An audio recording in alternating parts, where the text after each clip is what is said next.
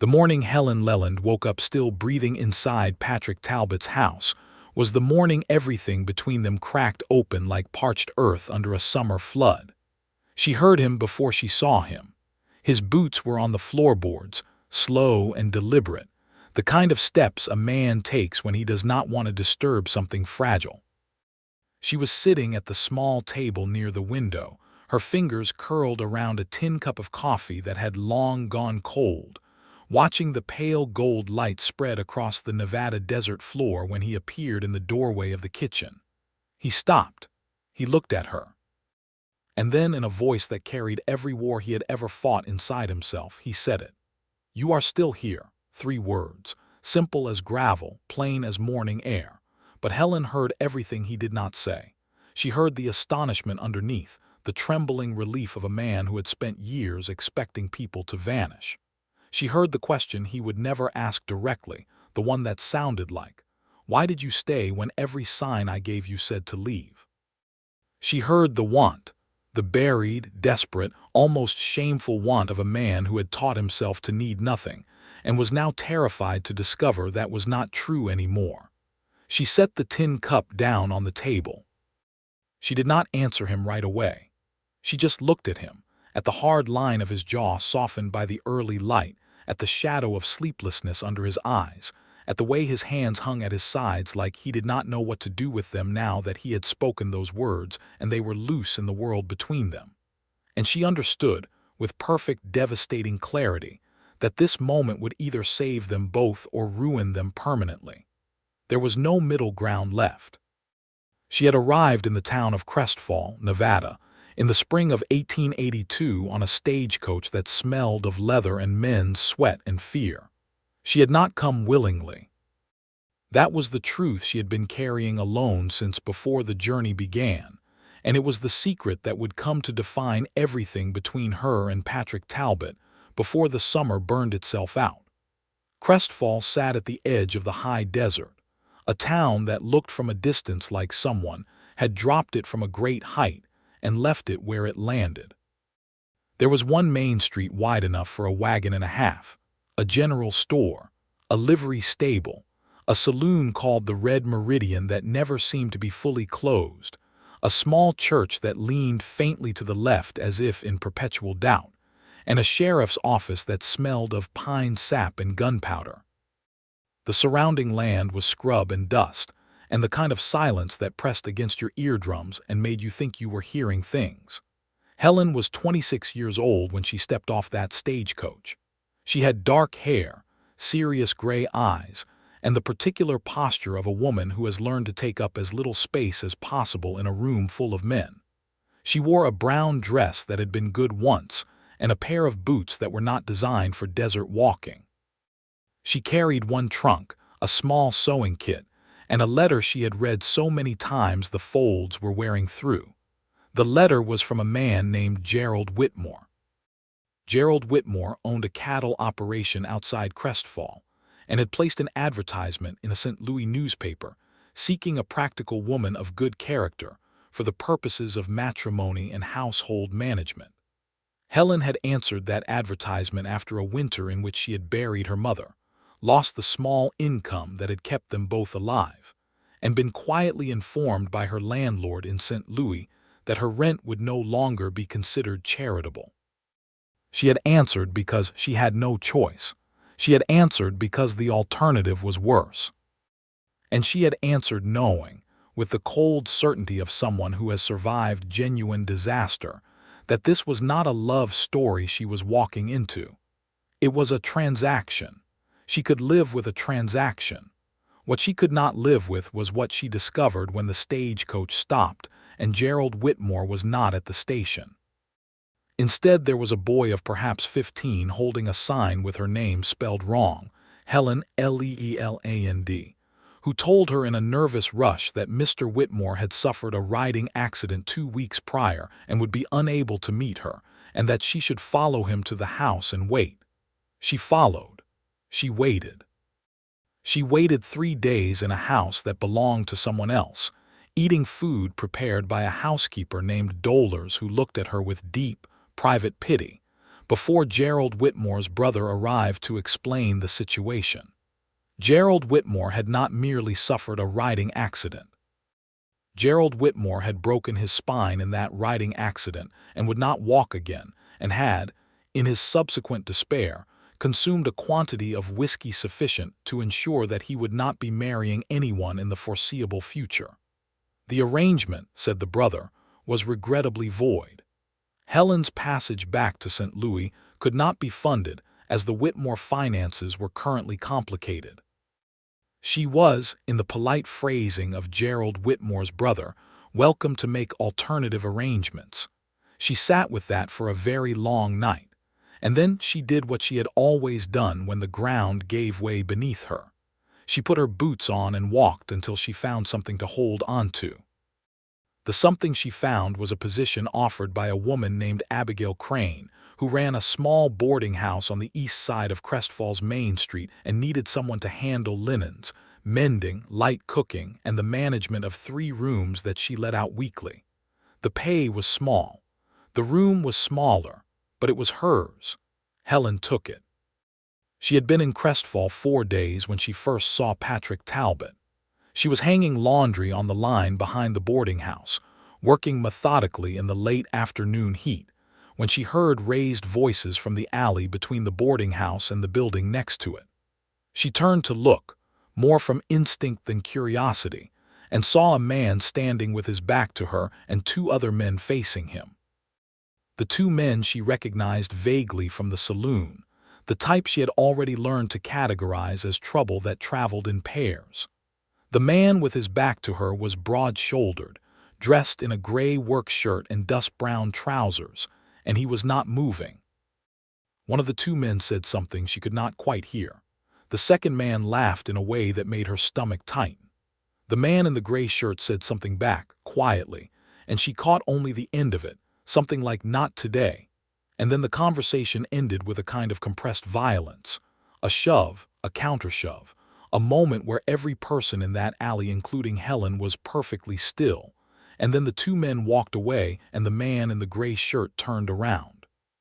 He had a straight-cut face, the kind that held its expressions like a man holds cards at a poker table, close to the chest and revealing very little. His hair was dark brown and needed cutting. He had a scar that ran from the edge of his left eyebrow down to his cheekbone in a thin silver line. His eyes were green, a particular shade of green that reminded her of river water under shade trees, and they registered her presence with a directness that was not rude but was entirely without pretense. He said, "Apologies for the noise, ma'am," in the same quiet, unconcerned tone he had used with the 2 men, as if all difficult things were simply elements of the same unending landscape to be navigated with equal steadiness. Helen said, "I have heard worse," which was true. He nodded once and walked on. She went back to the laundry. But she found herself thinking about those green eyes for longer than made sense, and she filed that awareness away in the section of herself she reserved for things that were interesting and dangerous in equal measure. She learned his name from Abigail Crane that evening over supper. Patrick Talbot, former Army scout, current owner of a mid-sized cattle operation called the Talbot Range 12 miles north of Crestfall, came into town once or twice a week. Not much for socializing. "Decent man," Abigail said, in the particular tone women use when they mean a man has caused them no trouble, which in the Wild West of 1882 counted as high praise. "Recently sold off half his land." Reasons unknown but speculated upon widely. Helen filed that away too. The second time she encountered Patrick Talbot was at the general store, 2 weeks after her arrival.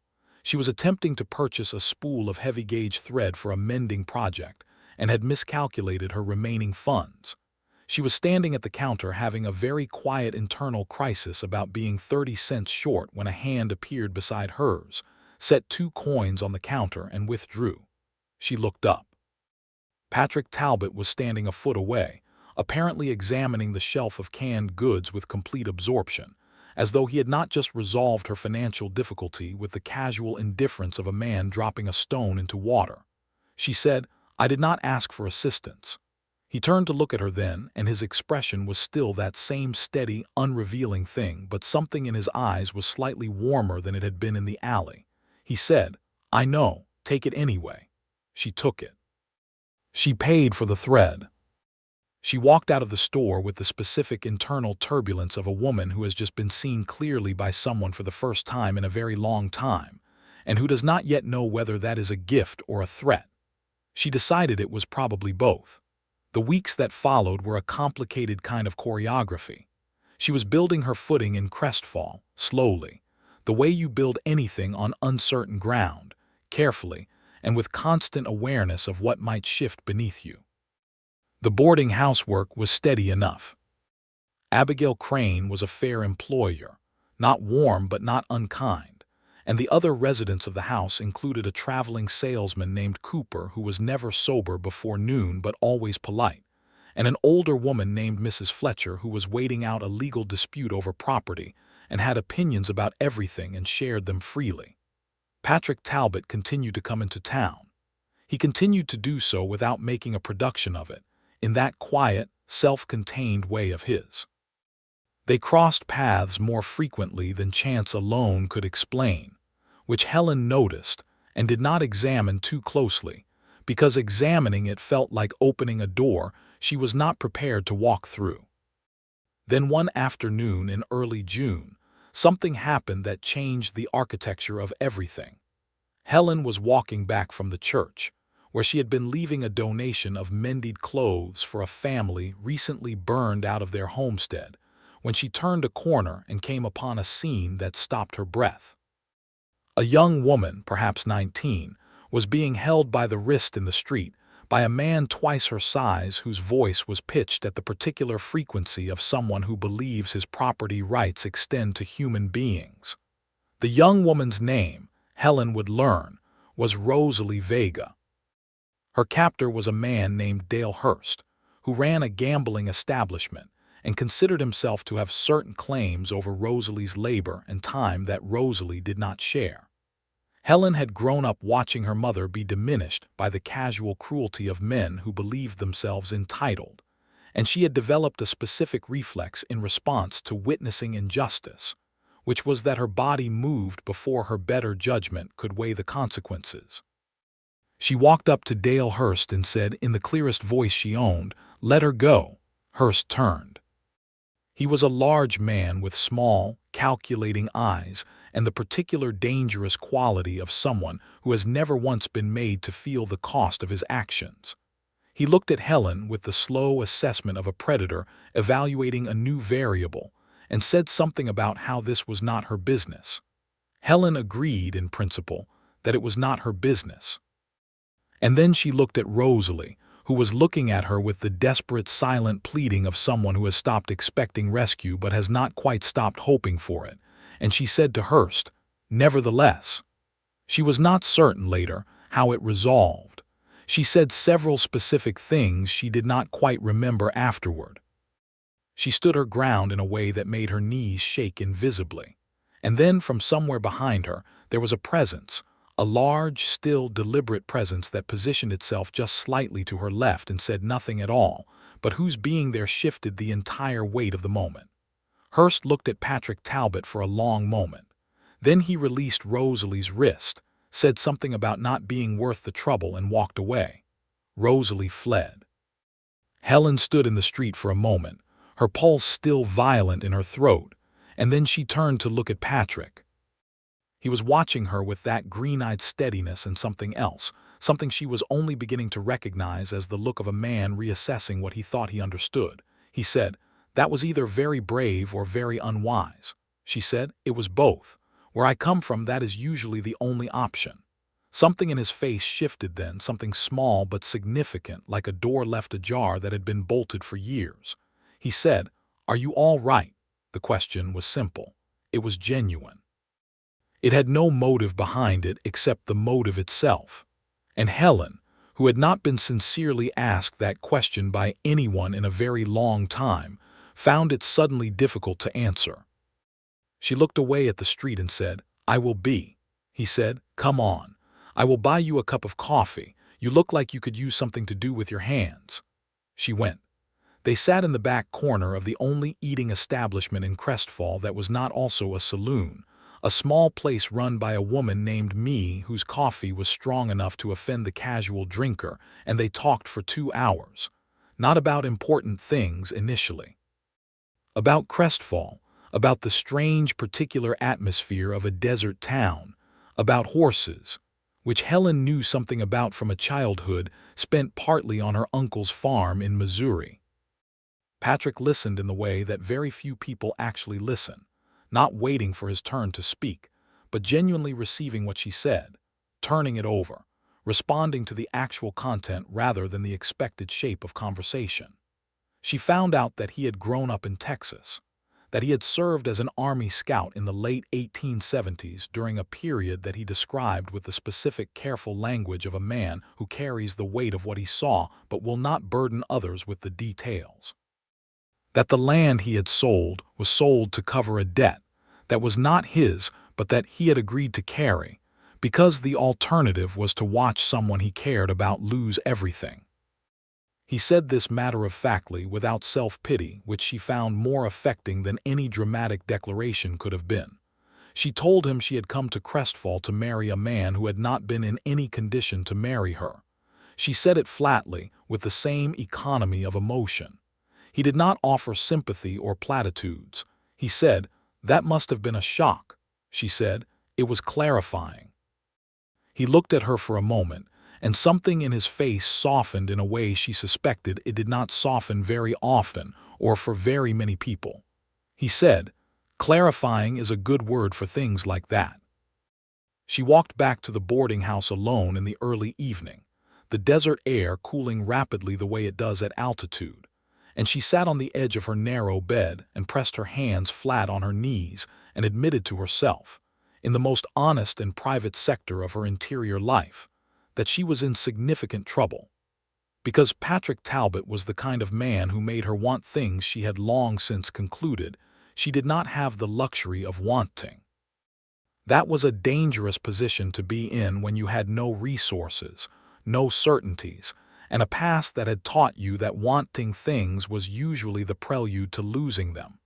She resolved to be careful. She was not careful. Because the thing about careful is that it works perfectly well until it stops working, and what stops it is usually something you did not anticipate. What stopped it for Helen was a series of small, ordinary moments that accumulated like rainwater in a barrel, until suddenly the barrel was full, and what was inside could not be contained. It was the evening he fixed the gate on the boarding house fence without being asked, having apparently noticed that it was broken, leaving it silent and straight and solid without mentioning it to anyone. It was the morning she found him at the water pump when she came early to draw water for the laundry, and he took over the pump handle without making anything of it, talking about the weather and the probable character of the coming summer with complete ease, as though the two of them drawing water together at dawn was the most natural arrangement in the world. It was the afternoon they rode out together to see a vista he had mentioned in conversation, a formation of red rock he described as looking like someone had tried to build a cathedral and run out of money partway through, and she had laughed at that, a real laugh, the kind that surprised her, and he had watched her laugh with an expression so unguarded that she had looked away quickly and thought, with a kind of controlled panic, "Oh no."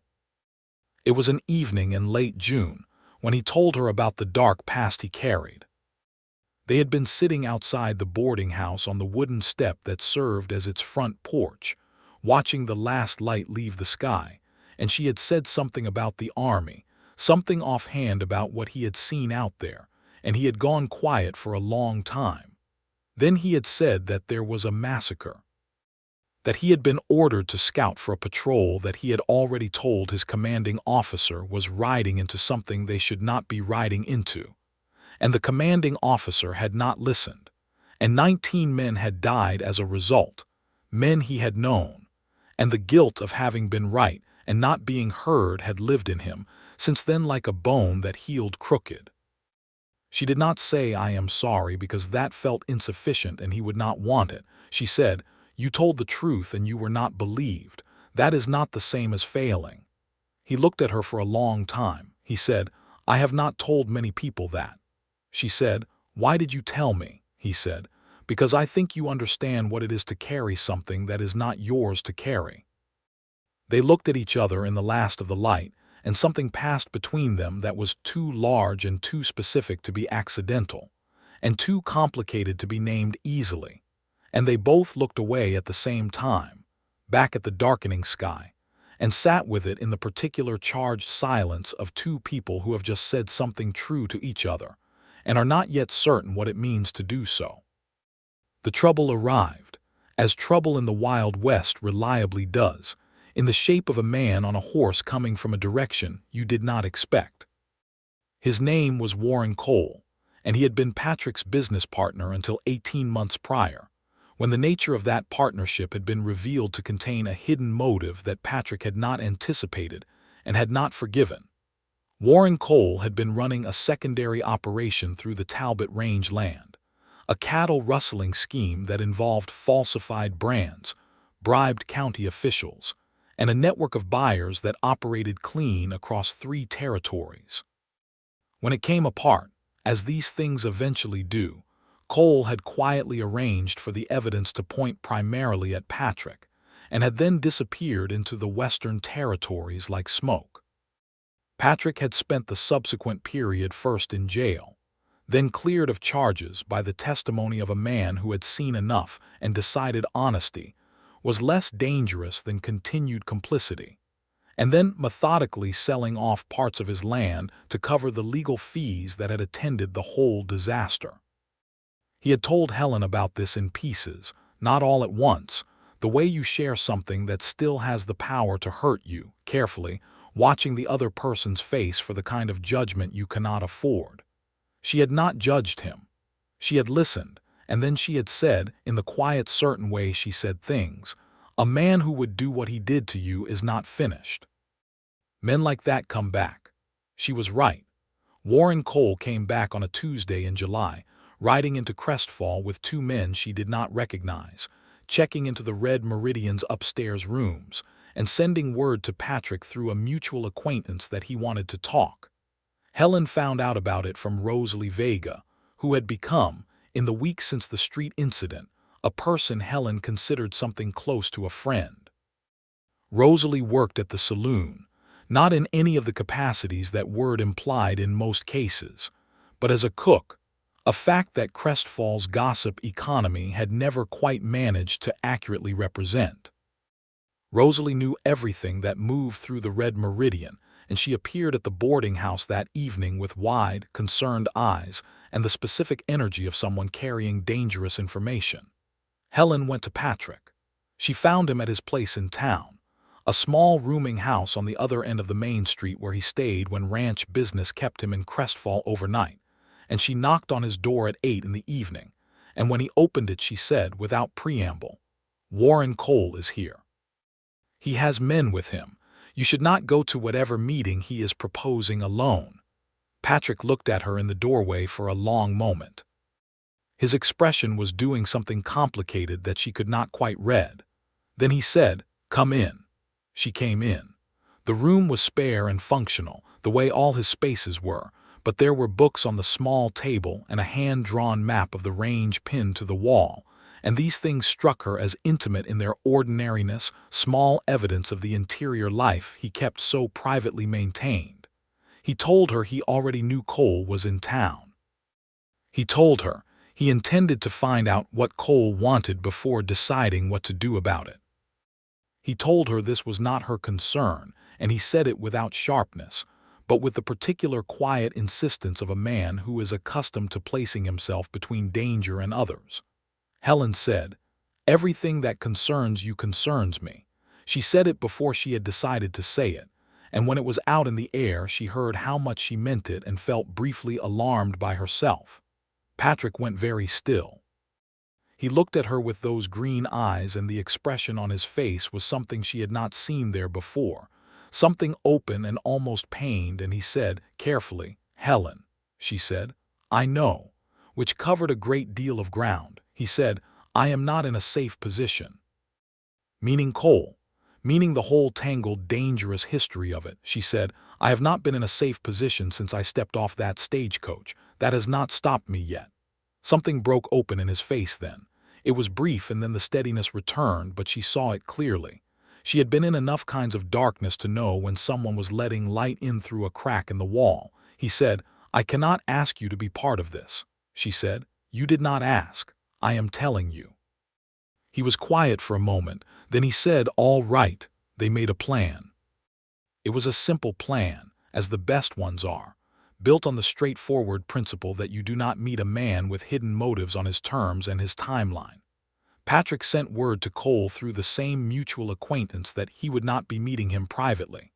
If Cole had something to say, he could say it publicly, at the Red Meridian, in the presence of Sheriff Aldous Pemberton, who was a man of inflexible personal integrity, and who had already been made aware, quietly, that Cole was in town. Cole was not pleased. Cole was also not in a position to argue, because his business in Crestfall was not the kind of business that benefited from the attention of legal officials, and the presence of the sheriff would prevent certain forms of negotiation he had planned to employ. What Cole actually wanted was the piece of the Talbot Range land that Patrick had not yet sold. A specific strip along the northern creek that held water rights, valuable in a way that was not apparent on first examination, but became very apparent when you understood that 3 other parcels whose owners had recently agreed to sell had been assembling into a single large holding, and the creek strip was the piece that made the whole thing worth something extraordinary. Cole had used Patrick's name, without his knowledge, in preliminary negotiations with the other landowners. He needed the strip. He needed it badly enough to come back in person despite the risks. The meeting happened. Pemberton attended. Helen attended because Patrick had not told her not to and because she had very specifically told him that everything concerning him concerned her.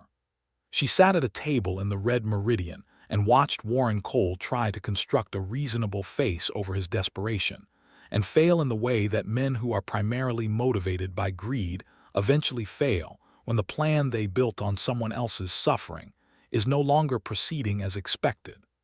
Cole made offers. Patrick declined them with the polite finality of a man who has already decided. Cole suggested certain obligations. Patrick indicated that the obligations Cole was referencing had been examined and found to be false. Cole's expression moved through several things, including at one point a flicker of what might have been genuine fear, and he looked at Helen and said, "And who is this?" Patrick said, without looking away from Cole. "That is Helen Leland. She is not for you to concern yourself with." The way he said it, Helen felt it in her chest like a struck bell. Cole left Crestfall the following morning with his 2 men and without the water rights. Pemberton watched them go from the door of his office. Helen watched from the window of the boarding house. And then she went downstairs and helped Abigail Crane with the morning chores as though it were an ordinary day, because the alternative was to stand at that window indefinitely, turning over in her hands the feeling of having mattered to someone in a context where mattering was not guaranteed. Patrick came to the boarding house that afternoon. He stood at the door and Abigail Crane let him in with the particular expression of a woman who is putting a situation in a mental drawer, labeled, "I will return to this later," and then made herself absent in that skilled way of women who know when 2 people need to not be supervised. He stood in the parlor and looked at Helen across the small space of it and said, "I want to tell you something." She said, "All right," he said. "I have been alone a long time. Not by accident, by choice. After Cole and everything that came from it, I decided the safest position was to not let anyone close enough to be used against me, or to be damaged by the things that tend to come near me." He paused.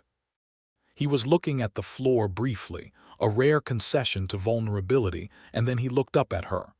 "I am finding that position increasingly difficult to maintain," Helen said. "Why are you telling me this?" he said.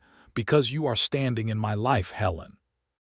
You have been standing in it for 2 months, and every time I expect you to be frightened off, you are not frightened off, and I need you to understand what you are not being frightened off by. The full of it, not just the manageable pieces." She understood what he was really saying. He was saying, "I am going to tell you the rest of the dark things, and I need you to have all the information because I want you to be here, and I am terrified of wanting that, and I need you to understand that wanting it means something to me that I cannot quite measure yet." She sat down in the parlor chair and folded her hands in her lap and said, "Tell me everything." He sat down across from her and he told her. He told her about Texas, about his family, about a brother who had died of fever and a father who had responded to grief by becoming someone difficult to recognize, and about leaving at 18 and never quite finding a place where the leaving stopped. He told her about the army, more than he had before, including the specific weight of the aftermath of the massacre, the inquiry, the findings, the way guilt and survival exist in the same body simultaneously, and what that does to a man over years. He told her about building the range, about coal, about the full accounting of the betrayal, about the jail and the clearing and the rebuilding.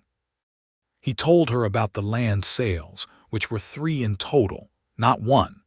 He told her about a woman he had briefly attempted to build something with 4 years ago who had left when the coal situation made the future uncertain, and about how that had felt like confirmation of everything he had already suspected about the wisdom of solitude. He told her all of it.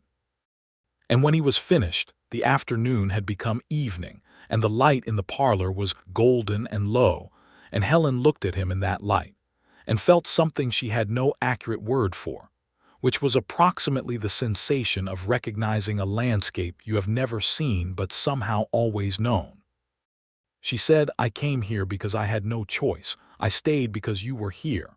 He looked at her. She said, "I have been telling myself I am being practical, that I am building something sustainable, that the feelings I have had about you since approximately the first week are a foolish complication in an already complicated situation. I have been having a very disciplined argument with myself about this for 2 months." He said, "Who is winning?" She said, "I am losing quite badly." Something in his face changed entirely. Not the careful steadiness, but something else, something warmer and less defended than anything she had seen from him before.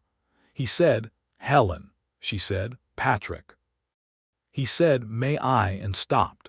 He was not a man who faltered, but he faltered on this, which was one of the most honest things she had ever seen. She said, "Yes." He crossed the space between them and he put his hand against her face, his palm warm and slightly rough against her cheek, and he looked at her for a long moment as if confirming something, and then he kissed her. It was a careful kiss, the kiss of a man who understands that some things once broken cannot be repaired, and is therefore proceeding with great and intentional tenderness. She put her hand over his where it rested against her face and kissed him back and felt, for the first time in a very long time, that she was exactly where she was supposed to be. The summer deepened. The heat of the Nevada desert in July and August was a specific and personal kind of assault, the kind that made you understand in bodily terms why the land had not been easily settled, why the people who had lived here before the current wave of settlers had developed a whole philosophy and practice organized around water and shade, and the particular patience required to coexist with an indifferent climate. Helen had come to respect the desert, cautiously, and with the specific respect you offer something that could kill you without malice. She and Patrick navigated the space between the afternoon in the parlor and what came next with the careful, mutual awareness of 2 people who have arrived at something real after spending considerable time being cautious, and who are therefore both more experienced and more frightened than they expected to be. There was the particular delicacy of it, the not wanting to rush or presume or miscalculate, and there was also the particular difficulty of a small western town in 1882, where the landscape of other people's attention made privacy a managed resource. What they had was time spent in the small, legitimate arrangements of a frontier community, shared meals, errands that coincidentally aligned, Evenings on the boarding house step watching the extraordinary desert sunset do its nightly performance in shades of orange and red, and that specific deep purple that has no good name. Time spent on horseback on Sundays when the work was slower, riding out to the red rock formation he had described as a failed cathedral, which she now agreed entirely was the correct description, and talking about everything that two people talk about when they are constructing an understanding of each other that is meant to last. She told him about her mother, about growing up in St. Louis in the particular circumstances of a household that had been respectable once and was no longer, but maintained the forms of respectability out of stubbornness or habit or hope. About her mother's intelligence, her mother's humor, her mother's refusal until the very end to be defeated by anything. About losing her and feeling the specific loneliness of grief that is also relief, because her mother had suffered, and about the subsequent loneliness of having no person in the world to whom she was primary. He listened. He always listened. He said, "You are primary to me." He said it plainly, the way he said things that cost him, without ornament. She looked at him in the late Sunday afternoon light and said, "I know." There was a complication in August. A real one, not a manufactured piece of drama, but the kind of difficulty that arises naturally when two people's pasts are not entirely resolved, and the world is not inclined to give you a clean start. It came in the form of a woman named Catherine Ainsworth, who arrived on the stage from Sacramento with a letter from a land attorney, and the news that the water rights dispute Cole had tried to engineer had not been fully resolved, because one of the county officials Cole had bribed had, before being removed from his position, signed a document that had legal force, and that put a temporary cloud on the deed to the remaining Talbot Range land.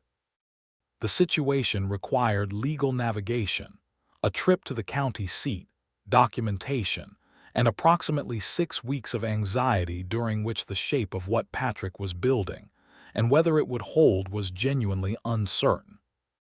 Helen watched him handle this with the particular steady purposefulness she had come to understand was his fundamental response to difficulty. Not denial, not catastrophizing, but a kind of methodical engagement with the problem as it actually was, and she helped where she could, and she sat with him in the evenings when the helping was not possible, and they did not always talk, but the sitting itself was a form of solidarity that seemed to matter. Sheriff Pemberton was instrumental in the resolution.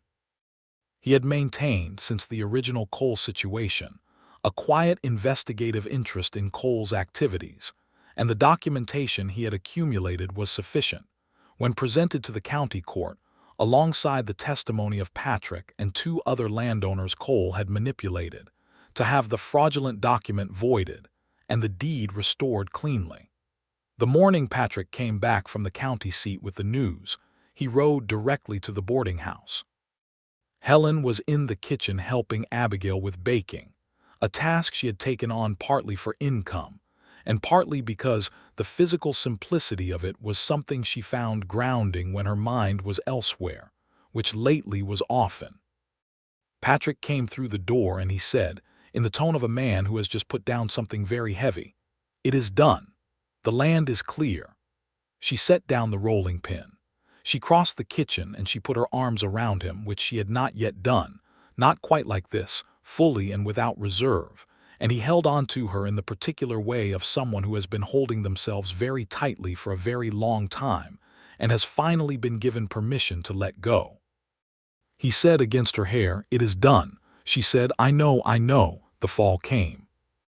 In the high Nevada desert, fall has its own particular quality, the heat backing off by degrees, the morning suddenly cold and luminous, the light losing its assault and becoming something more like a gift. Helen had been in Crestfall for 6 months. She had been in Patrick's life for 6 months. The territory of what they were to each other had expanded steadily, carefully, in the manner of things built to last rather than things built to impress. He asked her to marry him in September. They were at the Red Rock Formation on a Sunday afternoon, their horses tied at the base, sitting on a flat ledge of stone that had been warm from the sun all day and held the heat pleasantly in the cooling air. He said, "I want to ask you something and I want you to answer it honestly, even if the honest answer is no, because I would rather know what is true than have something built on uncertainty," she said. "Then ask." He said, "Marry me, Helen." She was quiet for a moment. She looked at the vast open land spread below them, the scrub and the dust and the distance, and she thought about everything it had taken to get here. Not just the journey on the stagecoach, but the longer journey, the one through all the various circumstances that had required her to be strong and practical and careful at the expense of other things she had decided were not for her. She thought about the morning she had answered that newspaper advertisement and the quiet desperation of that moment. She thought about the boarding house step and the parlor light and the feeling of his hand against her face. She thought about the way he said her name. She said, "Yes." He looked at her for a moment, and then the steadiness in his face did something she had seen only rarely. It gave way entirely to something else, something unguarded and warm and almost surprised, as if a part of him was still not quite ready to believe that good things were allowed to happen to him. He said, "Yes," she said. "Do not make me repeat myself, Patrick." He laughed. It was a real laugh, the kind she had worked for and was irrationally proud of every time she earned it. He put his arm around her, and she leaned into him, and they sat on the warm stone in the cooling afternoon. And it was one of those moments that is so complete in itself that you know even while it is happening that you will carry it for the rest of your life. They were married in October. The ceremony was in the Listing Church, which Helen had come to find endearing rather than structurally concerning. Sheriff Pemberton attended. Abigail Crane attended and wept, which surprised Helen considerably, as she had not expected Abigail to be a weeper, but turned out to be wrong. Rosalie Vega attended and did not weep, but hugged Helen so firmly that it communicated everything she would not have been able to say. Mrs. Fletcher attended and had opinions about the flowers which she shared during the reception. The reception was held in the back room of Me's eating establishment, which Me had cleaned and decorated with uncharacteristic festivity, stringing paper lanterns, and putting out dried wildflowers in tin vases that Helen thought were exactly the right kind of beautiful for a desert town in October. The food was remarkable. The coffee was still strong enough to offend the casual drinker. Helen was happier than she had a vocabulary for. They moved to the Talbot Range after the wedding. The ranch house was larger than Helen had expected, built with the particular attention to function that characterized everything Patrick did, solid and practical but not without its graces. A covered porch that faced west for the sunsets, a kitchen that had real working space, a room with south-facing windows that caught the winter light. It had been a long time since anyone had treated the house as a home rather than a functional shelter, and Helen applied herself to this with genuine pleasure, not as obligation but as the physical expression of something interior, the feeling of having a place that was actually hers, that she was actually allowed to inhabit fully. There was a moment in late October, perhaps 2 weeks after they had moved in. A morning. She had risen early, which she always did, and made coffee, and sat at the small table near the window, watching the desert come awake in the early light. She was in a flannel robe. Her hair was loose. She had her hands around the tin cup, which was warm and good against the morning cold that came in under the window frame. And then she heard his boots on the floorboards, slow and deliberate, and he appeared in the kitchen doorway and stopped, and he looked at her, and he said it. "You are still here," 3 words, and she heard everything he did not say. She heard, "I half expected to wake and find this was something I had invented." I heard, "The pattern of my life for so long has been loss and departure that some part of me cannot entirely believe in permanence yet." I heard, "You are here in my house in your robe with your hair loose drinking coffee in the early morning light, and you are real and this is real and I am still, after everything, in the process of becoming someone who can receive good things without waiting for them to be taken away." She looked at him in the kitchen doorway in the early light, and she set the cup down on the table. She stood up.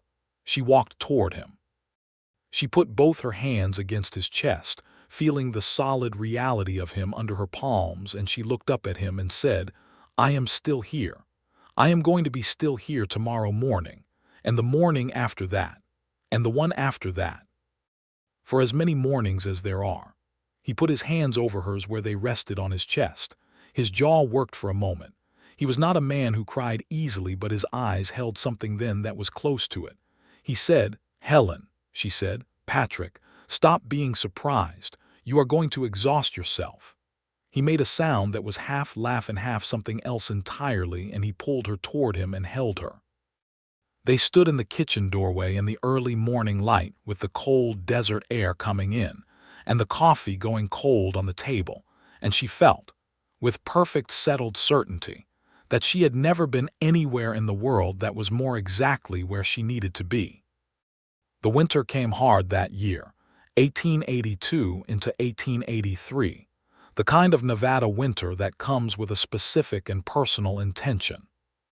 Snow in November, which was not always reliable, and then a cold snap in December that turned the ground iron-hard and kept the cattle restless and required the kind of constant attentive labor that Patrick and his two ranch hands, a man named Gideon who had been with the range since before Cole, and a young man named Henry who was 17 and serious, and learning everything as fast as he could take it in. Executed with the familiar efficiency of people who have done this before and know what it requires. Helen was not idle. She had expected, coming to a ranch, to find a role that was primarily domestic in the constraining sense, but the practicalities of frontier life did not make space for that kind of narrowness. She learned to manage the household stores with the precision of a general managing a supply line, because what you had in January was what you had until the roads cleared enough for supply runs in March. She learned the horses. She had known horses before, but these were working animals with specific personalities and requirements, and learning them was a project she undertook with genuine enthusiasm that Patrick watched with something approaching delight. She helped with the books, which Patrick kept meticulously but which had accumulated a backlog during the cold years that she worked through systematically over the winter evenings by the fire. In February she told him she was pregnant. She told him in the evening, sitting by the fire that was the heart of the house in winter, after supper, when the ranch was quiet, and the cold outside was a specific and profound kind of cold that made the warmth inside feel deliberate and earned. She said it simply. She said, "I believe we're going to have a child." He went absolutely still. Not the careful strategic stillness she had come to know, not the stillness of a man managing his response, but the complete stopped stillness of someone whose internal world has just rearranged itself around a new fact. Then he said, "A child," she said. "Yes." He turned to look at her. His face was doing something extraordinary, something that moved through astonishment and then landed in a kind of joy so uncomplicated and undefended that it was almost hard to look at directly, the way certain kinds of light are. He said, Are you well? How are you feeling? Is there something I should?" He stopped himself. He said, "I do not know what I am asking." She said, "I am well. I feel quite well. You are asking the right things, even if they are not in a useful order yet." He crossed the space between them, which was not large, and he sat beside her and he took her face in his hands, that same gesture from the beginning, and he looked at her the way he looked at her when he was trying to memorize something. He said, "A child." He said it quietly to himself as much as to her, as if he were introducing himself to the concept. She said, "A boy or a girl, we cannot know yet. The spring, I think, maybe April." He pressed his forehead against hers. She felt him breathe. He said, "Thank you," she said. "You were not entirely uninvolved." He laughed. She loved that she could make him laugh. The pregnancy was uncomplicated through the winter, which was a mercy. By the time the snow was retreating in March and the desert was beginning its spring reclamation, she was comfortable and settled in the rhythms of expectant life, in the particular bodily awareness of carrying something that is coming, the way you feel a storm approaching on the horizon, with certainty and something very close to awe. Rosalie Vega came out from Crestfall twice a month during this period, which was partly social and partly because she had something of a midwife's practical knowledge acquired from her grandmother, and her presence was a combination of friendship and expertise that Helen valued enormously.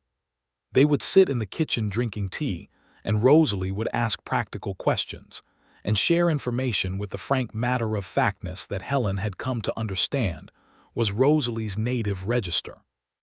She also told Helen about what was happening in Crestfall, because the world continued to proceed, and small towns generate their own weather.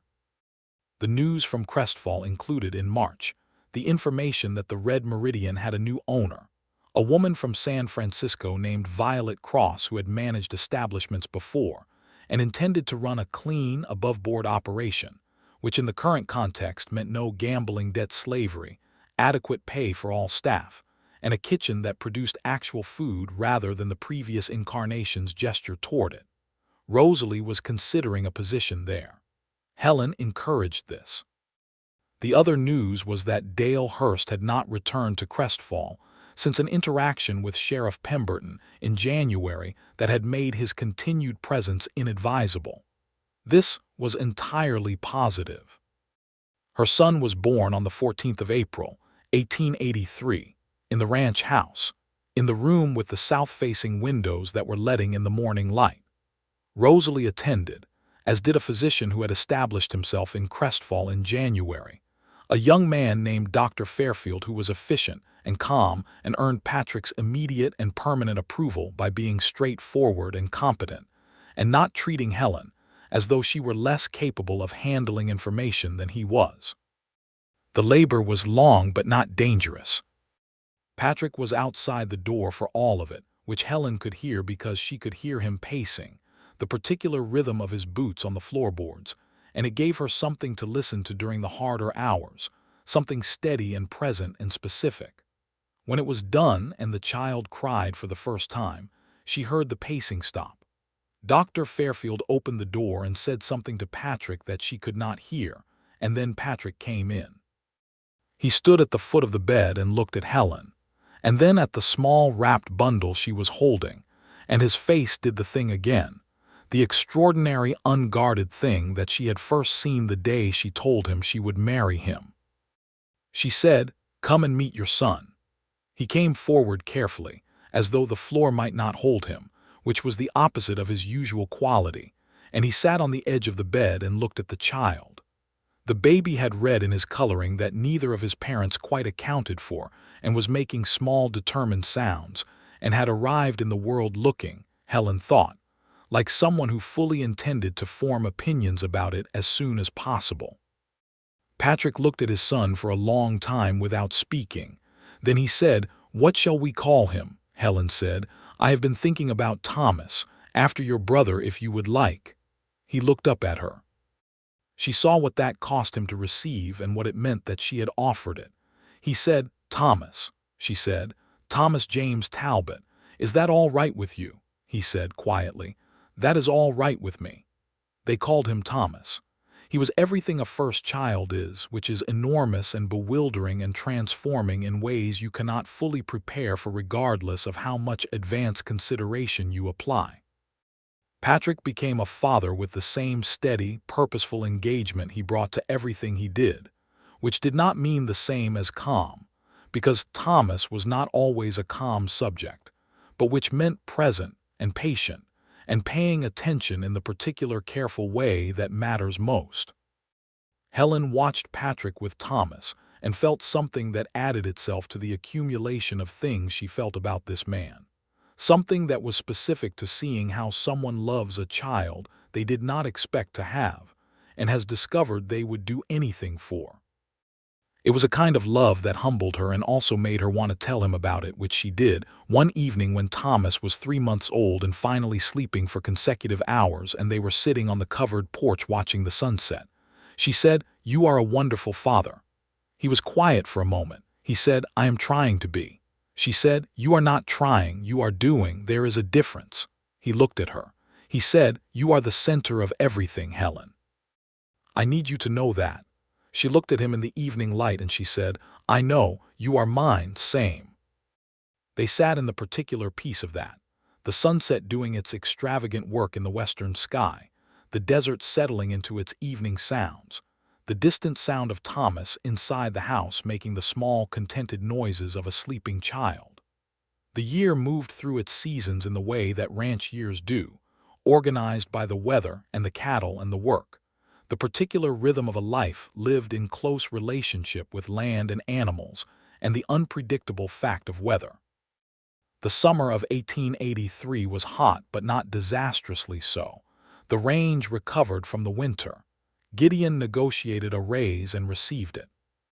Henry turned 18 and showed promise that Patrick recognized and invested in, teaching him things about land and cattle management that were not written down anywhere, but were the kind of knowledge that passes between a person who has earned it and a person who is ready to receive it. In the fall, something happened that required the small community of people Helen had assembled around her in the previous year to function as what it actually was, a network of genuine care and mutual support. She received a letter from St. Louis. It was from Gerald Whitmore's brother, the same man who had informed her that her arrangement with Gerald was void. The letter said that Gerald Whitmore had died in August of that year, at 41, from the complications of his accident compounded by what the letter called protracted melancholy. The letter also said that Gerald had left a provision in his will, a modest amount, $150, left specifically to Helen Leland on the grounds that she had come a long distance in good faith for an arrangement he had failed to fulfill, and that the money was, in the words of the will, inadequate apology for the trouble. Helen read this letter at the kitchen table and felt a complicated series of things that she sorted through quietly over the course of a day. She felt something for Gerald Whitmore, who had been a stranger to her but whose name had been the mechanism of her entirely changed life. A kind of sad abstract compassion for a man she had never met who had suffered, and who had, at the very end, tried to make a small right of something he had gotten wrong. She thought about what it meant that this whole story, the advertisement and the stagecoach and the boarding house in Patrick, had begun with a stranger's misfortune, and felt the strange, tangled gratitude of someone who knows that the best thing in her life arrived through someone else's pain. She told Patrick about the letter that evening. He listened. He said, "What do you want to do with the money?" She said. "I want to use it for something that matters, something outside us." He said, "What are you thinking?" She said. "Rosalie has been trying to start a small cooking operation, her own thing separate from the saloon. She has the skill and the work ethic, and she does not have the capital to get the equipment she needs."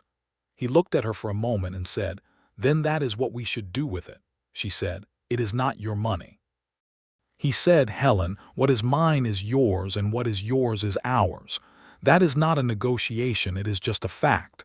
She considered this. She said, "All right." They gave Rosalie the money.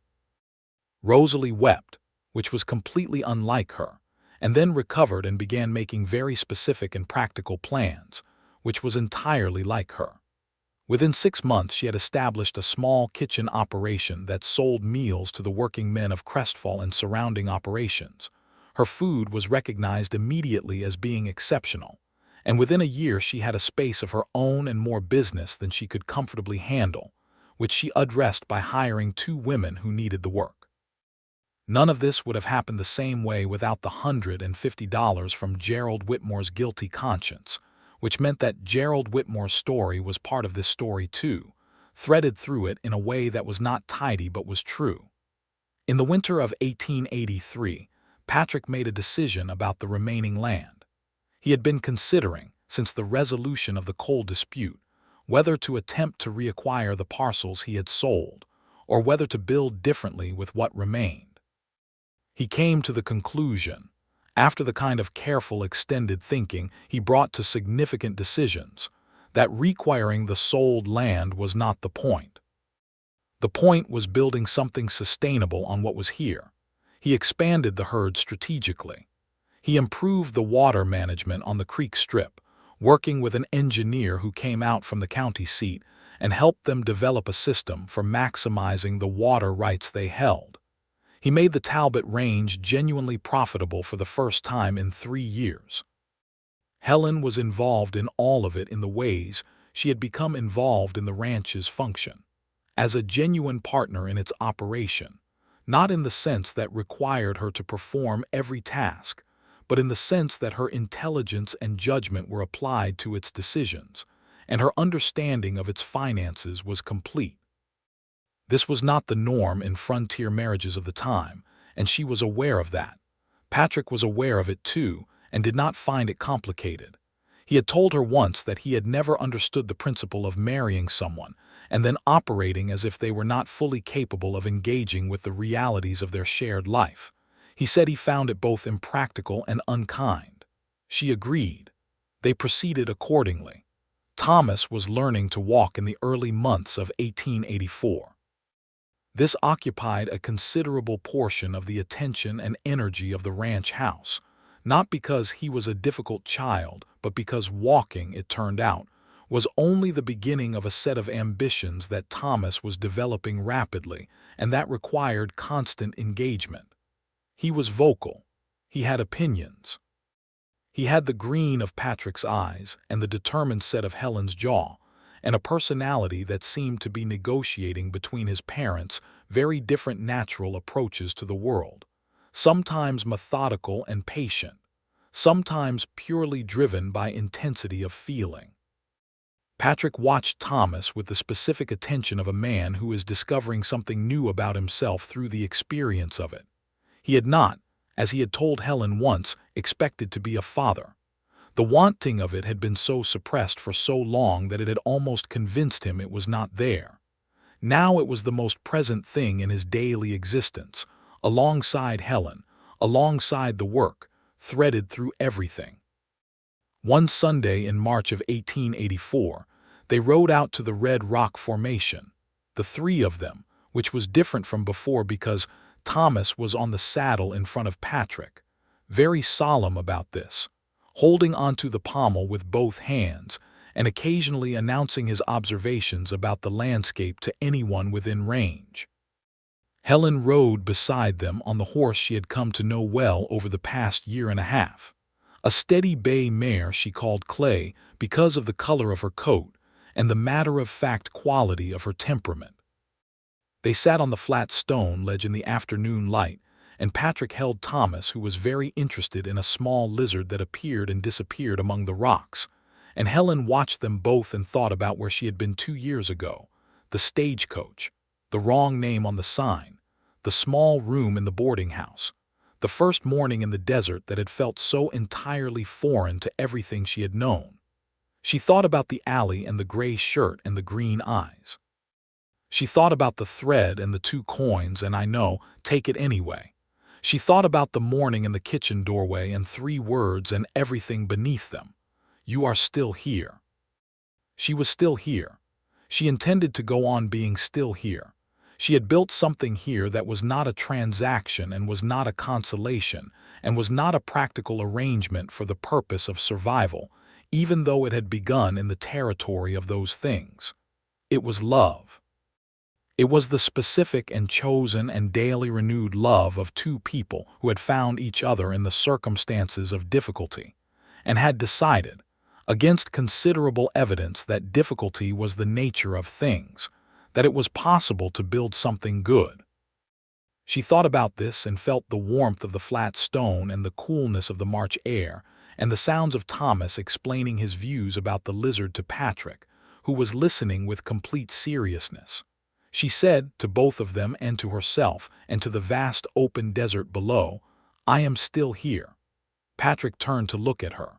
Thomas turned too, because whatever his mother said was usually worth noting. Patrick looked at her with those green eyes in the afternoon light and smiled, and it was the particular smile she had worked for and earned, the one that cost him nothing any more because he had stopped protecting it, the one that was real and complete and undefended. He said, I know. The years that followed were the years of building the range into something that would last, building the life inside it, the rhythms of the seasons and the work and the community of people who mattered. Building Thomas, who at 4 and then 5 and then 6 became more himself at every increment, acquiring his father's patience and his mother's directness in a combination that was entirely his own. In the summer of 1885, Helen was pregnant again. She told Patrick with the same directness she brought to everything, and he responded with the same expansive, uncomplicated joy he had shown the first time. Not different because it was the second time, but different because the first time had been so revelatory that he now knew what to do with the feeling. The second child was a girl, born in January of 1886, in the same room with the south-facing windows, in the same company of Rosalie and Dr. Fairfield, with the same rhythm of Patrick's boots on the floorboards outside the door. They named her Clara after Helen's mother, and she came into the world looking immediately like someone who was going to require a great deal of interesting conversation, which she did. Thomas was fascinated by Clara. He regarded her with the solemn attentiveness of someone who has been given a new and significant responsibility and intends to take it seriously. Patrick watched Thomas with Clara the way Helen had watched Patrick with Thomas, which was with the specific moved quality of someone witnessing love express itself in a new form. They celebrated that winter with a dinner at the ranch that included Rosalie, who came with a full prepared meal that took over the kitchen in the most welcome possible way, and Abigail Crane, who had semi-retired the boarding house and was in the process of transferring it to a couple she had hired and trained, and Sheriff Pemberton, who remained as reliable and inflexible in his personal integrity as he had always been, and who had become over 3 years.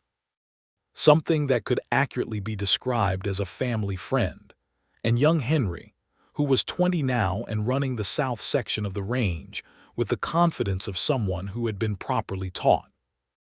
They sat around the table that Patrick had made himself in the 3rd year of their marriage, a large, solid, properly built table that could seat 8 comfortably, and they ate and talked, and the fire was going, and Clara slept in the cradle that Patrick had also made, because he had turned out to have this skill too, the making of things, the careful, quiet satisfaction of wood and tools, and the production of something that would last.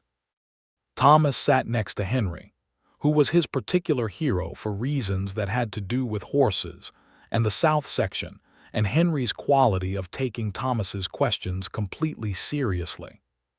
Helen sat at the end of the table nearest the fire and looked at the full room and the particular collection of people in it, and felt something so complete that it required no addition and no qualification. She had been so thoroughly, surprisingly, fully lucky, not in the sense that nothing had been hard, but in the sense that the hard things had delivered her here, to this table, to these people, to this life. Patrick, from his end of the table, looked at her across the dinner, and the conversation, and the lamplight. He always seemed to know when she was thinking something significant. He looked at her with those green eyes and raised his cup slightly, the smallest private acknowledgement, and she returned it, the smallest private smile, and it was complete. The summer of 1887 brought a development that was in equal parts practical and symbolic. The county finally ran a proper telegraph line through Crestfall, which meant that communication with the outside world became faster and more reliable in ways that mattered to business and to the connections that sustained a community's relationship with the broader world.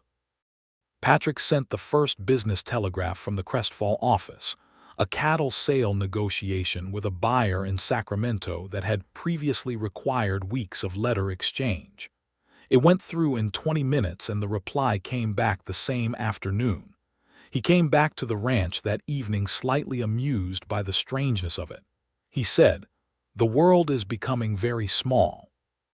Helen, who was mending at the kitchen table while Thomas read, and Clara was involved in a project with wooden blocks that had strong architectural ambitions, said, "The world was always small.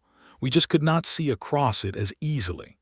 He sat down across from her at the table and said, "How do you do that?" She said, "Do what?" he said. "Take any large thing and make it exactly the right size." She looked at him. She said, "It is not a skill. I just spent a long time knowing what things actually were because I did not have the resources to pretend otherwise." He reached across the table and put his hand over hers where it rested on the mending. He said, "You are the most genuinely wise person I have ever known." She said, "Patrick." He said, "I mean it." She said, "I know you do. That is why I am not arguing." She turned her hand under his so they were palm to palm. "You are not so unintelligent yourself." He said, "High praise." She said, "From me, absolutely." They laughed together at the kitchen table in the evening, Thomas looking up from his reading to assess the situation, and then returning to his book, Clara continuing her architectural program unperturbed, and the lamp making its warm and particular light over all of it. The final complication of the decade, and it was a real one, came in 1888 in the form of a drought that affected the entire high desert region. The creek on the Talbot Range, the water-righted strip that had been the center of the coal dispute, ran low in the summer and then lower, and by August was barely sufficient. The cattle required water management that was painstaking and constant. The crops that a number of the small farming operations around Crestfall depended on were failing. The town was in a state of quiet, sustained tension that was different from the usual frontier tension, which was particular and event-driven, and was instead a broader, slower anxiety rooted in the fundamental uncertainty of life in a land that was not infinitely forgiving. Patrick managed the water with the careful attention the situation required, and he also did something that Helen proposed, and he immediately agreed to, which was to allow the 3 homesteading families closest to the range to access water from the creek under a formal agreement. A reasonable and documented arrangement that gave them what they needed and gave Patrick the satisfaction of knowing the water he had fought to keep was doing more than sustaining a single operation. It was a small thing in the accounting of the drought, but it was not nothing, and the families who benefited from it knew it was not nothing. The drought broke in September with rains that came across the desert like something the land had been holding its breath for, and finally allowed itself to receive. The creek came back. The land began its slow recovery. The tension in Crestfall eased in the gradual way of a community that has been through something difficult and recognizes itself on the other side. Helen and Patrick stood on the porch of the ranch house on the morning after the first real rain, the desert smell of wet earth and sage around them. The sky cleared to an extraordinary blue, and they watched the land drink. Thomas and Clara were running in the yard with their boots getting wet and muddy, Thomas with scientific interest and Clara with pure uncomplicated delight, and their voices were bright in the post-rain air. Patrick had his arm around her shoulders. She had her arm around his waist. They were both looking at the land and at their children and at the sky. He said, "We made it through." She said, "We always do." He said, "Not everyone does, I know that." She said, "No, not everyone, but we do, we have." She looked up at him. "I intend for us to continue doing so." He looked down at her. He said, "Is that a promise?" She said, "It is the most reliable thing I have ever told you." He kissed her in the cool post-rain morning with the smell of sage around them and their children running in the wet yard and the creek running properly in the distance and the blue sky overhead, and she felt the full accumulated weight of everything it had taken to get here, all the difficult and unexpected and unwanted and ultimately necessary things, and she received it as exactly what it was. Not accidental, not easy, not anything she had planned, something better than planning, something built. In 1889, Nevada moved toward statehood discussion in a more organized way, and Crestfall had its own small version of the debates that played out across the territory about what kind of place they wanted to be and who that included. Sheriff Pemberton, who was 61 now and as immovable in his principles as he had been at 58, attended the town meeting on the subject and said what he thought. Helen attended and said what she thought, which was not the norm for women at such meetings in 1889, but was also not something anyone in Crestfall was in a position to object to, given that Helen Leland Talbot had been a functioning part of the community for 7 years and was not inclined toward reticence when things mattered. Patrick sat next to her and said nothing except at the point where a man suggested that certain property rights should be structured in a way that would effectively exclude the small Mexican and Chinese communities that had settled in the area over the previous decade. Patrick said, quietly and from his seat, that property rights structured to exclude based on a man's origin were not property rights, but a tool of theft dressed in legal language, and that he had seen what tools of that kind actually did when applied, and he was not interested in participating in their application. The room was quiet for a moment after that, and then Pemberton said he agreed, and the conversation moved. Helen looked at Patrick after, and he looked at her, and nothing needed to be said. She knew him well enough by now to know that what he had said had cost him in the specific way that public positions cost a man of his natural temperament, and she also knew that he would have said it regardless of the cost because it was true. She loved him for this, among many things. Thomas was 6 in 1889, and beginning school, the school that had been established in Crestfall in 1886, through the combined lobbying of 4 mothers including Helen, who had written the letters and attended the county meetings, and argued the case in the specific and effective way she argued things, which was by having done the reading and being more familiar with the actual relevant facts than anyone else in the room.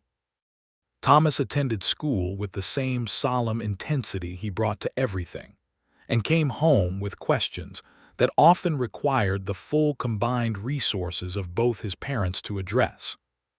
Clara was 3.5 and already in possession of opinions that she expressed without preamble. She adored Patrick with a totality that he received with something between gratitude and slight helplessness, because Clara's adoration came with demands that were specific and unreasonable and entirely genuine, and Patrick was constitutionally unable to be unmoved by them. Helen watched this and was endlessly fond of it and told him regularly that he was not as formidably unsentimental as he believed himself to be. He said once in response to this, "You did that. Before you I had a reasonable case." She said, "I will accept the responsibility." He said, "I hoped you would."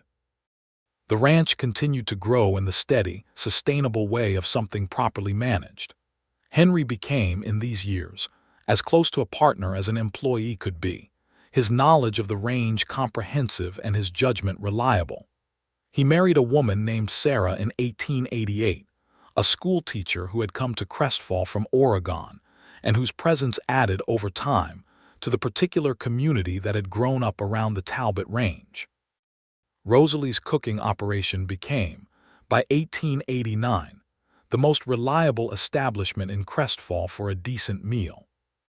She had 2 people working for her and a small building that was hers, properly, with her name on the deed, a fact that she mentioned sometimes with a quiet satisfaction that was not about the property itself, but about what the property represented, which was that the world had allowed her to exist in it on her own terms. In the autumn of 1890, Helen sat down and wrote a letter. She had been thinking about writing it for some time, but had not known until the autumn of 1890 exactly what she wanted to say or to whom she wanted to say it. The letter was to a woman in St. Louis who ran a small newspaper for women and who occasionally published pieces about frontier life. Helen had read the paper during her time in St. Louis and had found it the most interesting publication of its kind because it treated its readers as people capable of engaging with complicated information rather than requiring everything simplified and sweetened. Helen wrote about coming west. She wrote about the advertisement and the stagecoach and the arrangement that dissolved before it began. She wrote about what it had taken to build a life in the high Nevada desert, what it required practically, and what it required of a person's interior resources. She wrote about the community that had formed around her and Patrick, about Rosalie and Pemberton and Abigail and Henry and Sarah, and the 3 homesteading families, and all the other people whose lives had intersected with theirs in ways that were not incidental. She wrote honestly about the difficulty of the coal years and the drought and the water rights, and she wrote honestly about what it had taken to stay in a place when staying was not the guaranteed choice. She wrote about Patrick, not privately but with the considered detail of someone describing what genuine partnership in the frontier context actually looks like when both people are treating it seriously. The letter was several pages long. She sent it. 6 weeks later, she received a reply asking if she would contribute regularly to the paper, a column about frontier life from a practical and honest perspective. She said yes. She told Patrick at dinner that evening. He looked at her across the table and said, "Of course you did," she said. "That is not an objection," he said. "Why would it be? You are the most clear-thinking writer I know. You have been thinking these things for 8 years. You should say them where people can hear them," she said. "You have never read anything I have written," he said. "I have read everything you have ever handed me, including the household accounts." She said, "The household accounts are not literature," he said. "In your hands they almost are." She laughed. He looked pleased with himself in the specific, understated way he did when he made her laugh. She wrote the column for 4 years. It was widely read within its particular circulation and occasionally picked up by larger papers. It covered everything from practical water management to the specific kind of loneliness that attends frontier life and the specific kind of community that responds to it. From the education of children in small western towns to the experience of women who had come west in various kinds of necessity and what they found when they arrived. She wrote about injustice when she saw it and was specific about what she meant. She wrote about joy when she felt it and was equally specific. The column ended in 1894 not because she stopped having things to say, but because Thomas was 10 and Clara was 8, and the ranch was entering a new phase of operation that required more of her time, and she had said what she most urgently needed to say and felt the satisfaction of having said it properly. Thomas at 10 was the most organized child she had ever encountered, which she found both impressive and faintly alarming, as it suggested he had inherited something from Patrick's side of the family that had, in his father, emerged as productive, but that in other configurations might present as simply inflexible. She monitored this with quiet maternal intelligence and steered where necessary. Patrick thought this monitoring was one of the more amusing aspects of parenthood and said so. Clara at 8 was in the process of becoming someone so specific and extraordinary that watching it was one of the primary pleasures of Helen's daily life. She had Helen's gray eyes and Patrick's capacity for quiet intensity, and she had learned to read very early and to use what she read to construct arguments that her brother found infuriating and her father found fascinating, and her mother found both things simultaneously. She also loved horses with a passion that was immediately recognizable to Patrick, who had loved horses since he was younger than she was, and he taught her with the same patient attention he had given Henry and Thomas, and that he gave to any person or thing he believed was worth the full application of his understanding.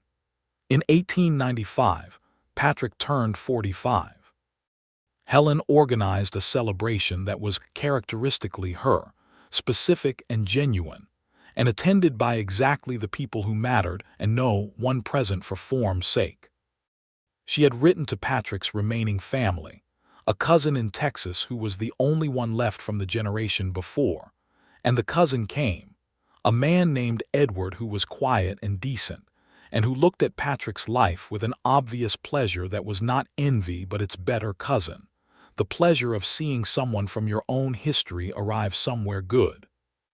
Edward and Patrick sat up late on the porch talking about Texas and the past and the things that had happened to the family over the years, and Helen listened from inside through the window she had left open for the evening air, not intrusively but with the comfortable attentiveness of someone whose husband's history is also partly her own. She heard Patrick say, at some point in the late evening, "I had decided that a certain kind of life was not for me. I had made a complete case for it." And then Helen arrived and was entirely unimpressed with my case. Edward said something she could not hear. Patrick said, "Yes, she did that, she does that. She looks at the thing that is actually true and says it plainly, and you cannot argue because she is right." She felt the full warmth of this through the open window and went quietly back to the kitchen and made more coffee and did not mention what she had heard. The years continued. They were good years, as years go, not without difficulty, because that is not the nature of years, but with a foundation sufficient to manage what came and with a quality of daily life that was so specifically and genuinely what she had not known she was looking for that she sometimes was struck by it in the middle of ordinary things, peeling apples at the kitchen table or fixing a fence board, or standing at the pump in the early morning, struck by the extraordinary ordinary fact of it. In 1897, Thomas at 14 was beginning to show an aptitude for engineering that neither Patrick nor Helen entirely knew what to do with, as it was not the most obvious frontier skill set, and they discussed it seriously over several evenings, the possibility and the practicality, and what it would mean. They concluded that Thomas's aptitude should be taken seriously regardless of its fit with their immediate context, because the worst thing you could do to a genuine aptitude was ignore it. They began corresponding with a school in Sacramento and with the cousin Edward who had connections there. Clara at 11 wrote a story. She handed it to Helen one afternoon with the matter-of-fact quality of someone presenting a completed project for review. It was 12 pages long, handwritten, about a girl who comes west on a stagecoach and finds something different from what she expected. Helen read it at the kitchen table while Clara sat across from her doing something else with elaborate unconcern. When Helen finished, she looked up at her daughter and said, "Clara." Clara said without looking up from her project, "Yes." Helen said, "This is very good." Clara said, "I know." Helen said, "Where did you hear about the stagecoach?" Clara said, "You talked about it once at dinner when you thought I was not listening." Helen said, "You should probably have told me you were listening." Clara said, "You should probably have assumed I always am." Helen took the story to Patrick that evening. He read it in his chair by the fire with the same steady attention he gave everything. When he finished, he said, "She got the part about the tin cup of coffee exactly right." Helen said, "She is going to be extraordinary." He said, "She already is. Both of them are." He looked up. "So are you." She said, "I did not write a 12-page story." He said, "No. You wrote a 4-year newspaper column and kept a ranch operational and raised 2 exceptional children and built something here from nothing and have not for one day in 15 years been anything other than exactly what you are." She looked at him across the evening room. He was 47, with lines in his face from weather and years that she found entirely beautiful, and the green of his eyes was the same as it had been in the alley behind the boarding house in the spring of 1882 when he had turned around and registered her existence with that direct, unpretentious honesty. She said, "Patrick Talbot." He said, "Helen Talbot." She crossed the room and sat on the arm of his chair, and he put his arm around her and she leaned against him, and they were quiet for a while with the fire going and the ranch settled around them and their children somewhere in the house being specifically themselves. She said eventually, "I came west on a stagecoach with a broken plan and 30 cents not enough for thread, and I am here." He said, "You are still here." She heard everything he said in it. All the versions of those 3 words that had accumulated over 15 years, from that first morning in the kitchen doorway to every morning since, to this one. She heard, "I am still astonished by it," productively. She heard, "The thing I feared most was losing this, and the thing I have come to understand is that you are not the kind of thing that leaves." She heard, "We built this and it is real, and I am grateful every morning that you are still here." She said, "I told you. Every morning for as many mornings as there are." He said, "I know." She said, "Are you going to stop being slightly amazed by it at some point?" He said, "Almost certainly not." She said, "Good." She settled more comfortably against his shoulder. "I would hate for you to become predictable." He said, "You are the least boring person I have ever met, It would be unjust to become predictable in response to you." She said, "That is one of the better things you have ever said to me." He said, "I have 15 more years of practice. I am improving." She laughed against his shoulder. He held her more tightly. The fire burned. The ranch was quiet. The Nevada desert lay outside in the dark, vast and particular and completely indifferent to the small, bright fact of what two people had built inside it, which was everything. Thomas went to Sacramento to study engineering in 1900. He was 16, tall in the way of his father, with Helen's directness and Patrick's patience, and he went with a kind of calm purposefulness that made the leaving easier than it might have been, though not easy. He wrote regularly, detailed letters that described his studies and his professors and the city with the organizational precision that was signature Thomas, and he came home for summers for the first 3 years, and then for extended visits after that, and the ranch was always fully itself when he was in it. Clara at 15 announced that she wanted to be a writer. She made this announcement at dinner with the complete confidence of someone who has already decided and is informing rather than requesting. Patrick said, "What kind of writer?" Clara said, "The kind who writes things that are true and says them in language that is actually interesting." Patrick looked at Helen. Helen said to Clara, "You have been one for years. The announcement is just administrative." Clara considered this and agreed. In 1902, Patrick's knee, which had been injured in his Army scouting years in a fall from a horse that had never entirely healed, became more of a daily concern.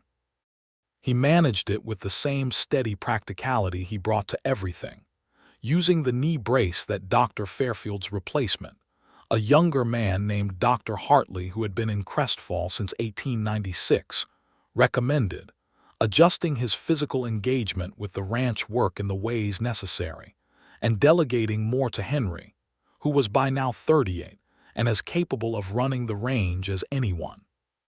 Helen managed the adjustment with him and did not make a production of the managing, which was the approach he preferred and which she had understood for 20 years. She was simply present to it, as she was to everything. She rode out with him when the knee allowed, which was most days, and they continued their Sunday rides to the Red Rock Formation, more slowly than before, with more rest at the flat stone ledge, but with the same quality of conversation and silence that had characterized those rides since 1882. Clara published her first piece in 1903, in a paper in Reno that ran pieces from women writers, and that had been recommended by Helen's former editor in St. Louis. It was a short essay about growing up on a frontier ranch, about the specific education of being raised by two people who took the world seriously and taught her to do the same. She did not name her parents, but she described them with the precision of someone who has been paying very close attention for 18 years. Patrick read it in the evening by the fire and was quiet for a long time. Then he said, "She got everything right." Helen said, "She always does." He said, "She is going to do remarkable things." Helen said, "She already is." In the spring of 1904, Helen and Patrick sat on the covered porch of the ranch house in the early evening and watched the desert do its spring performance. The sudden, brief, extraordinary flowering of things that had been waiting under the dry surface all winter, a bloom that lasted only weeks and was therefore all the more worth watching. Thomas was in Sacramento, flourishing. Clara was in Reno, flourishing. Henry and Sarah ran the south section with 2 of their own children now helping. Rosalie had a business that had outlasted most of the businesses in Crestfall and served better food than anywhere within 50 miles. The ranch was 22 years old in their keeping. The house had been added to twice, a room for Thomas and a room for Clara when they were small, and once more a few years ago when they had decided to expand the kitchen in the way that the original kitchen had always wanted to be expanded but had not had the resources for. The covered porch faced west for the sunsets, which it always had, and they had sat on it for 22 years of sunsets, which was a number that still surprised Helen when she counted it. She was 48. He was 53. The years had done their work on both of them in the way that years do, marking time in the face and the hands and the pace of things, but doing nothing to the fundamental character of what they were to each other, which was, if anything, more fully developed than it had been, more itself, the way something settles into its own shape after long enough. Patrick said, on the porch in the spring evening, "Are you happy, Helen?" She looked at him. She said, "Is this a question you actually need answered, or are you asking to hear me say it?" He said, "Both." She said, "I am the happiest I have ever been. I have been the happiest I have ever been for approximately 22 years, increasing in degree." She looked at the desert in bloom. "I came here with nothing, less than nothing, a broken arrangement and not enough money for thread." He said, "I know," she said, "and I have this, all of this, you, the children, the land, the people, the life." She looked at him. "I am the happiest woman in the state of Nevada." He said, "Nevada has been a state since 1864. She said, "I know. I have been writing a newspaper column about frontier life. I am aware of the basic facts." He smiled. She loved that smile. She had been loving it since the first time she earned it. She intended to go on loving it. She said, "You asked me if I was happy. What about you?" He said, without hesitation, in the plain, direct, certain way he said true things. "I am more than happy. I am complete." She took his hand where it rested on the arm of his chair. He turned his hand under hers so they were palm to palm, the same gesture as always, the same warmth of it. The desert bloomed below them. The sun was going down in the way it did, with the extravagant commitment of a thing that knows it is beautiful and does not apologize for it. The ranch was quiet in the particular way that means everything is in its right place. She said, "Good." He said, "Good." They were quiet then. There was nothing left to say that the quiet did not already contain.